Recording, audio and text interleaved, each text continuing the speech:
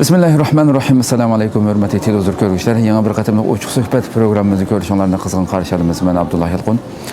Qadrli ko'ruvchilarimiz, go'zal Istanbulimizdan Dunyo Sharq Turkistonliklar qarindoshlik uchrashuvining 11-qatimligi echilayotgan. Shundaqla Sharq Turkiston Milliy birlik shurosininki 2-navbatligi echilayotgan makondan, joydan sizlarga salom yo'llayapmiz. Hammalar ma'lum bo'lgandek 13-yildan boshlab davom qilayotgan programmamiz ayt qizg'in kayfiyatda davom qilyapti. Dunyoning har qaysi joylaridan 18 dan ko'p davlatdan kelgan mutaxassislarimiz, ziyolilarimiz, olimlarimiz, tashkilot raislarimiz birlikda bu yerga kelib, bugünkidek ichinishli bir vaziyatda Sharq Turkistonning kelgusi uchun, xalqimizning qutulishi uchun, dushmanga qarshi qanday bir birlik saf qurib, harakat elib berish uchun boshqa turyapti, munozaralar elib beryapti. Mush maydonga kelgan mutaxassislerimizden, tashkilot raislarimizdan fursat topgancha mush maydonning o'zidan ularniki fikriga, bilimlarini sizlarga ekran orqali yetkazishga tirishyapmiz bizmi. Mishminim hammalarga tunishib bo'lgan ilgari nurg'un qitim Istiqlol ekranida qimmatli bilimlar bilan sizlarni yuz ko'rishtirgan hurmatli ustoz Ankara Hacettepe Üniversitesi o'qituvchisi, strategiya mutaxassisi, shundaqla Dunyo Uyg'ur qurultayininki muavin raisi hozirasiz. Doktor Erkin Akram, qimmatli vaqtingizni chiqarib ziyoratimizni qabul qilganingiz uchun albatta ko'pdan ko'p rahmat aytamiz. Men ko'pdan ko'p rahmat aytaman. Uzun tashlab o'tdingiz, ammo bir gap bilan aytamiz. Shu aldirashchilikda shu. Inshaalloh xizmatingizga utuq tilaymiz. Inshaalloh. Erkin aka, albatta siz her yili bu qarindoshlik uchrashuv programmamizga kelib leksiyalarni so'zlayapsiz. Ham hozir rasmiy burun faqat akademik sohada tashkilotlarga xizmat berib keldingiz hamda keyin tashkilotning ichiga rasmiy Sharq Turkiston davosiga o'zingiz siyosat qilyapsiz. Dunyo vaziyatimi bizning bugun vatandagi ish berayotgan zulmga qarshi inkaslarımı intayin küçük bir şekilde xalqaro seviyede axborotni bek kuchli kelyapti. Bir tarafdan Xitoy va Kishilarcha zulmini yana davomlashtiryapti. Sizdan anglagan fikrlaringizni anglasak, nihoyatda cho'ng umid va bek isil bir fursatlar kelyapti deyapsiz. Bu qanday fursat? Bunda ham bir ochsak biroz. Sharq Turkistonda sizga degandek Uyg'urlarning ko'ra baxmagan bir zulmni ko'ryapti hozir. Xitoyningki payli yomon. Yani bu milletini yo'qotmoqchi, yani kimliklerini yo'qotmoqchi. Ahirda berib o'ziga o'xshaydigan bir milletni yaratmoqchi bu yerda. Yani Xitoyningki kimligini qabul qildigan, Kommunist Xitoyningki kimligini qabul qildigan va davlat bo'lsa shu Xitoyning davlati, o'zining davlati yo'q degan bir milletni yaratishga tirishyapti. Yani bir chetdan Xitoyning yükselishi bilan birlikda Xitoy bu mavjud xalqaro siyosiy tuzum va dunyoninki tuzumini bozadigan bir kuchga aylanyapti. Bundan Amerika va Amerikaning sherik davlatlari bek rahatsız bundan. Ondan boshqa Xitoyninki 21-yüzyılda Uyg'urlarga elib berayotgan bu zulm siyosati xalqaroda nihoyatda cho'ng inkazlar bo'lyapti. Misolga shu Urumchi qirg'inchilikda ki 10 yıllık günüde bütün dünyanın ki en çok geziler ve o gezilerde Uygurlar hakkında xil sebep meselelerini o nimelerde sitelerde yani internet sitelerde bədi bunu. Bunda ahval xalqaro münasebeti tarixinde görülüp bakmağın bir ahval. Çünkü bir milletinin ki ahvalını bütün dünyadaki çok gezilerde izlişi. Hem de bu dünya siyasi tarihide mi bunda nesle körün bakmagan. Bunda ahvallar. Onun için Uygur'unu dep 22 devlet ile 30 devletin arasında cidel çıkıvatıdı. Yani karsak birisi şarkı birisi garp yani bunda diyen çağda kıymet kararları farklı olan devletler arasındaki cidel şu Uygur meselesinin Şark Türkistan meselesinin noktasında cereyan kılıvatıdı. Yani bir millet bunda 50-60 tane devletlerini ciddilik saldırgan bir meseleye aylanıvatıdı. Yani bunda diyen çağda Uygur'un ki takdiri bunun ki Şark ve Garp devletlerinin ki takdirini belgileydiğin bir noktaya kelivatıdı. Hem de bu bir vaziyet. Vaziyet peyda olan okşaş vaziyet mi tükep gidiyordu. Şunun bu vaziyetten Uygurlar kanda paydalanış ve bunda bir terakkiyatını Uygurlarga yakıdığan bir terakkiyatını hem de bu insanın ki küçüğüyle bulduğun bir ahval görünmeyevatıdı.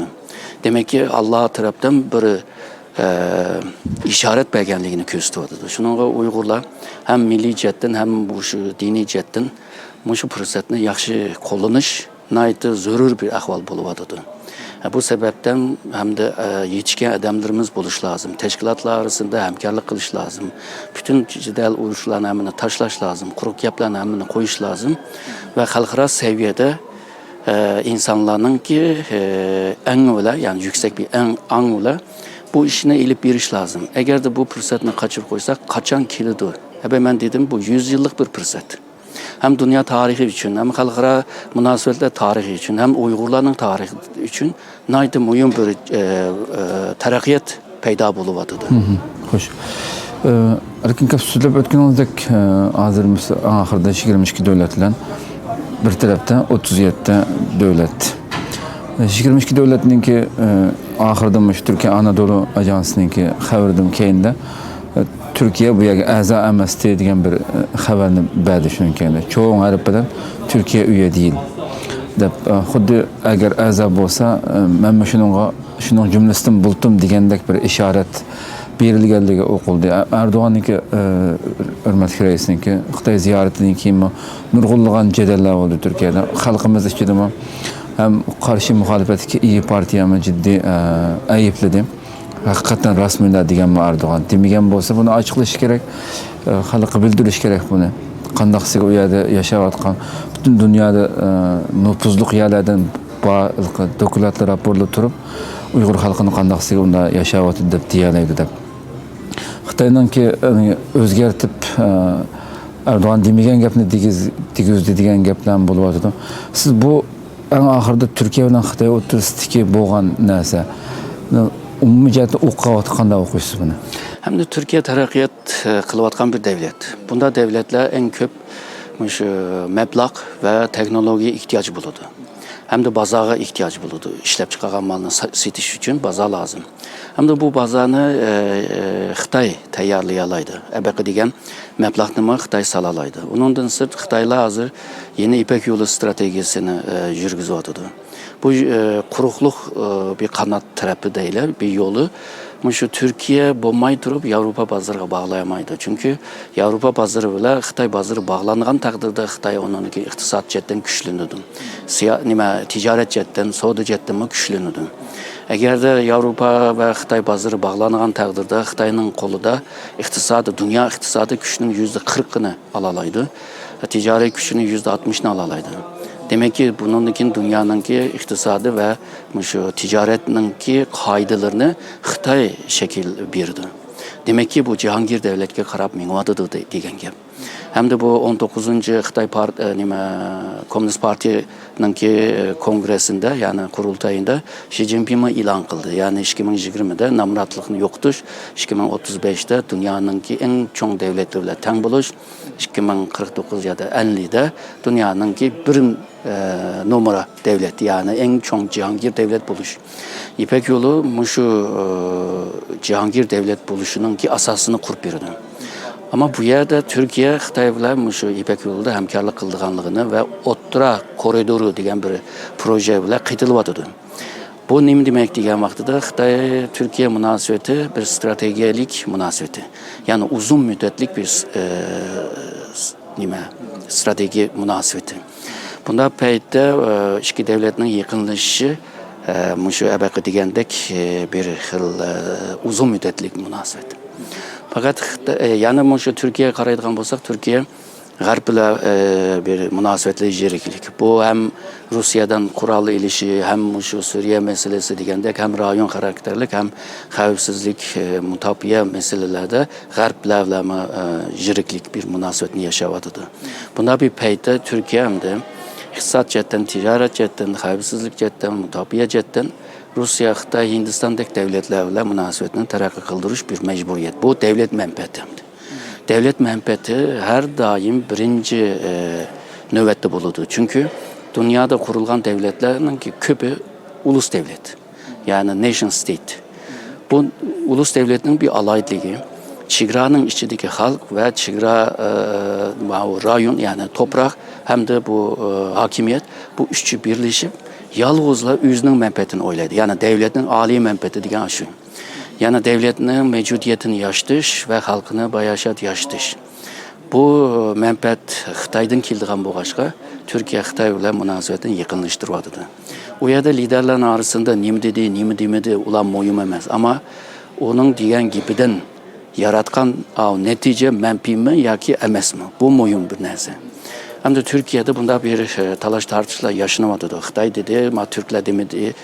Xitay'ın ki basında, medyada var, ma Türk medyada yok. Hem de Cumhuriyet Erdoğan'ın Xitay ziyaretine evvel, bir gün evvel Xitay'ın Xinhua Ajansı'na bir röportaj kılgan. O yerde Cumhuriyet dedi, yani Uygurlar eğer de baxtlık yaşasa, bu mu bizimki nişanımız, bizim hoş olumuz diyen. O degandek bir gaplar çıkmadı o yerde. Ama Xitay'ın Xinhua Ajansı bu röportajını bergen çağda o gaplar yok.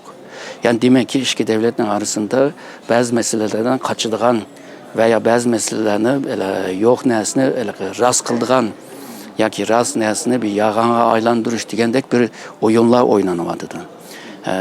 Bunda bir ahvalda Uygurlarının kıldıgan işi hem de Türkiye'nin ki halk ile NGO ile bu teşkilatlar ile zıç münasebetini kurup durup cemiyetinin ki inkası ile hükümetke bir isim işiltiş. Onun da ikinci bir yol meclisinin yolu ile.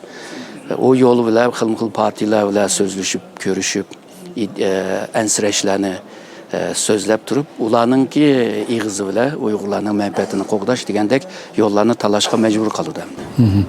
Abay siz dep ötkendek bir Uygurlar bir tarihi fürsatda turýardy dediniz. Ama şunçe ola yaxşı bir fürsatda Türkiye başta buluş bilen birge dünyanın har qaysı joylaridagi biz davamlıq deymiz yani biraz konkretleştirsek qandaq bir özüge texinmek paydalyk şaraitni yarata alaydy Uygurlar. Hazır görünüp atkan vaziyetler, cereyan bolup atkan bu siyasi, iktisadi cehdeki özgürlükler nayda yukarı seviyedeki yani dünya seviyedeki bir mesele. Uygurlarının ki ictimai şu dünya seviyesinde boğan, anmış şu seviyede boğan, göz karaşmış şu seviyede boğan adamlara ihtiyaç var. Eğer de biz töven seviyede çıksak, yukarı seviyedeki o terakkiyetini Uygurlara yakkan o vaziyetini kaçır koyduğun gibi. Hoş. Şununla yetişken adamlarını derhal bu işe yani dava işine ekirip, muşu fırsatını çin tutup, hem gariplerle hem bizimki bir kimliğimiz, Müslüman bir kimliğimiz, Türk ve Türk dünyasıyla ve Müslüman dünyasıyla mazıç münasebetini derhal orunlap bunu güçlendiriş lazım. Bununla adam lazım, bununla pul lazım, yani nurgun nesler lazım, zaman, vakit, enerji hepsi lazım. Şununla teşkilatların liderleri hem de oturup bunlarını ciddi planlaş lazım. Yani hazırki halkıradaki bu cereyan kılgan vaziyet mevcut teşkilatla cevap verelaydigan halda emas. Şununla teşkilatlar arasında hemkarlık bir yerde naydı muhim bir mesele buludu. Hatta eğer de şu cevap halkıradaki Uygurlarga yakkan, Xitay'a ne düşman kılıp kösetken ve Garplar bunundan rahatsız boğan ve ensreş boğan bu tuygullarını Uygurlar yaxşı paylanış lazım.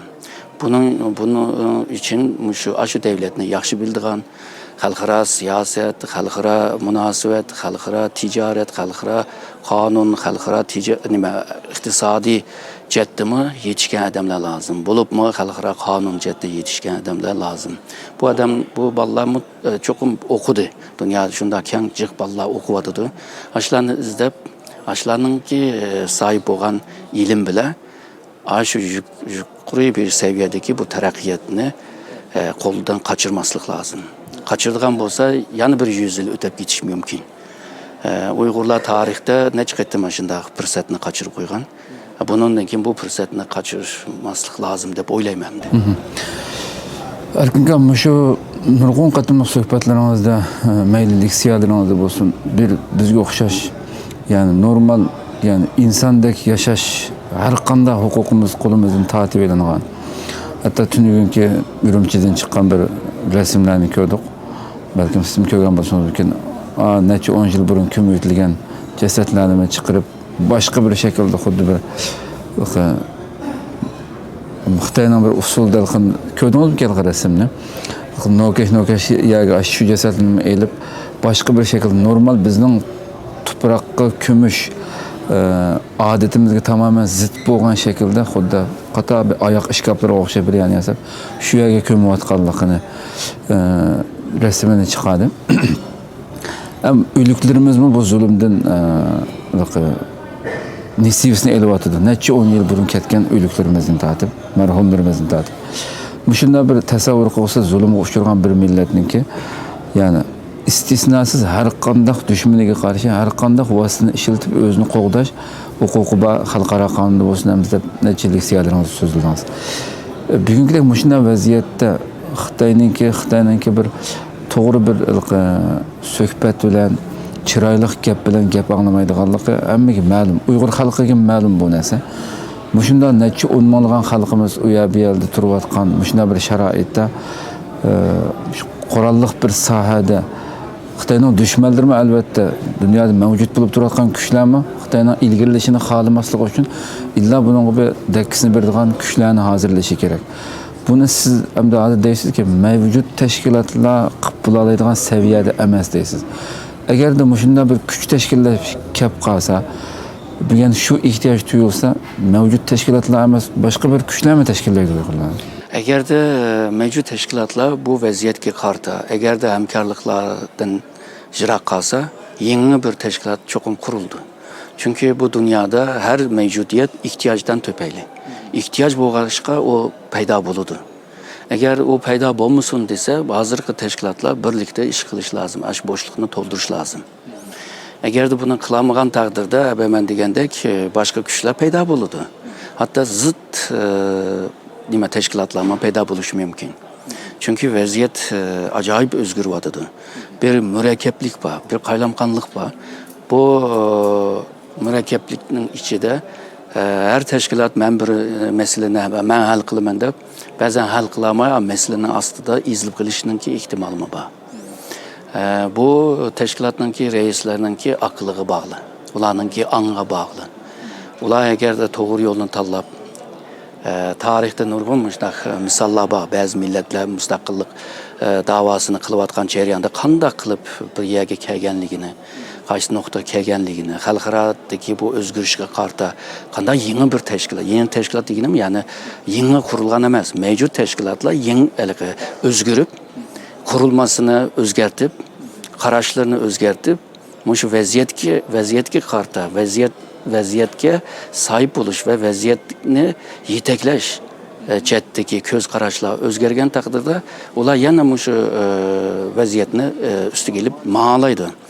Hozir buni qilmagan taqdirda tashkilotlar vaziyatning oqisida yugurib yuradigan ahvol bo'lib qoldi. Vaziyatga hokim bo'lolmaydi. Vaziyat uningdan bularni so'rabmaydi. Vaziyat nega so'rasa shu yerga bordi. Vaziyat yo'qolib ketsa bularmi yo'qaydi. Bunday xatarlik ahvolmi bor. Bunga aniq odamlar bu vaziyatga qarab zaten yo'lini topadi. Agar topolmasa, u vaqtida shu tashkilotningki raislari yoki tashkilotning odamlari bu yerda bir jinoyat demayli-da, hamda bir gunoh ishlaydi hamda. Ishlagan bo'ldi, ya'ni vatan millat uchun tabii. Oxirdan da bir savoldan tugasam, shu hamda hozirgi holatimizda boshqa dunyoning har qaysi joylarida tinchlik bir shaklda harakat elib berilyapti. Anlatılyapti. Nəhayət kun tərtibdə ciddi turuyapti. Hamda shuni siz bilgan olimida Xitoyninki chiroyli gap anglamaydiganligi aniq. Ya'ni rasmiy Sharq Turkistonlar uchun ish qilinadigan bir qurolli Xitoyning adabini har xil shaklda bera oladigan bir kuchning tashkillanishi jiddiy ehtiyoj deb qaramsiz? Yoki bu kelgusi o'ylashiladigan masala biz faqat tinchlik bilan ish qilsak bo'ldi, qurolli harakat qilsa bo'lmaydi deb qaramsiz?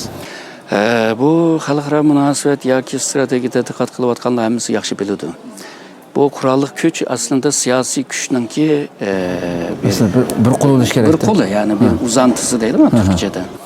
Shuningga siyosat bo'lgan yerda qurolli kuchlarmi bo'lish lozim. Hozir nimishga bo'lmaydi, chunki bu xalqaro sharoit bunga yor bermaydi.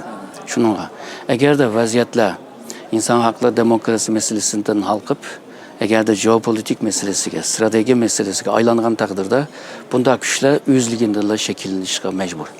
Bu shakllanishda balki Uyg'urlar emas, ba'zi davlatlarma bu ishga aralashadigan ahvollarma bo'ladi. Da'vo bunchalik kuchlandi. bütün dünya hayran kılıvatıdı. Yani köre bakmagan, yani tarihte mi köre bakmagan, gaylete bir ahval payda buluvatıdı. Bir milletini de bu halkara vaziyetler özgürvatıdı. Devletlerin arasında cidal çıkıvatıdı. Yani bununla çoğun devletler arlaşmaydı değil, bulmaydı. Bugün bu aralışıdan ahvallama buludu. Eğer de Xitayga karta şu kurallık lazım bolup kalgan vaqtida bu kurallık güç mü şekillenedi. Belki Uygurların gücü yetmese başka güçler bir yerге kirip yardım kılıdı. Köptüngöp rahmat. Başka söyleydiğin eğer ahırlık gepiniz şunu alsam.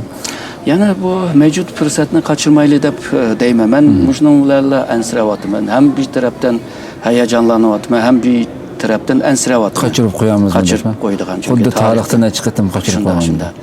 Şu meni biraz nim kıvatıdı, avar kılıvatıdı hem de bu iki xil nime tuygu. İnşallah yaxşı fikirlerini ciddi koyup dursanız inşallah bu İnşallah. çokum cevabı çıkacak. İnşallah. Köptüngöp rahmat. Allah Ben razı rahmet olsun. ettim. Allah razı olsun. Kadirli görürmenlerimiz şuna kılıp hürmetlik Erkin Ekrem akımız bilen aradan xeyli vaqt üzülüp qalğandı, qimmatlik fikirlerini anlamaqlı. Bugün bu yığın münasebeti bilen güzel bir söhbet ötküzüp olduk. Qimmatlik fikirlerini anladık. Yeni bir qatımlıq söhbette inşallah başka temalarda yüz görüşküçe sizlerden Cenab-ı Allah tapşırımız. Esselamu aleyküm ve rahmetullahi teala ve berekatuhu.